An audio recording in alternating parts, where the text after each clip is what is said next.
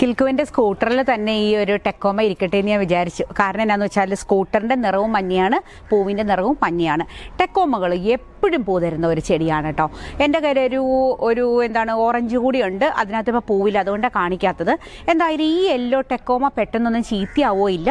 അത് ബാക്കിയുള്ളതൊക്കെ ചിലപ്പോൾ ഒരു അസുഖം വന്നിട്ട് അങ്ങോട്ട് ചീത്തയായി പോകാറുണ്ട്. പക്ഷേ ഈ മഞ്ഞകൾക്ക് എന്നും ഭംഗിയുള്ള പൂക്കളുമാണ്. ഒരിക്കലും അതിൽ പൂവില്ലാതെ നിൽക്കുകയില്ല. നമുക്കാണെങ്കിൽ കെയറിങ് ഒട്ടും വേണ്ടാതാനും.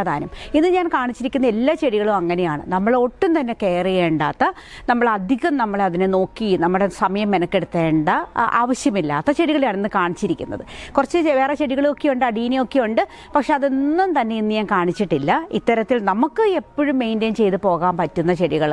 നമ്മൾ തിരക്കിൻ്റെ ഇടയിലൊക്കെ നമുക്ക് ചെടികൾ നോക്കാനൊന്നും അത്ര സമയമൊന്നുമില്ല ഇന്നത്തെ കാലത്ത്. അപ്പോൾ ആ തിരക്കുകൾക്കിടയിലും നല്ല പൂക്കളൊക്കെ ഉണ്ടായി നിൽക്കുന്ന ഇത്തരം ചെടികളെ എല്ലാവർക്കും ഇഷ്ടപ്പെടും.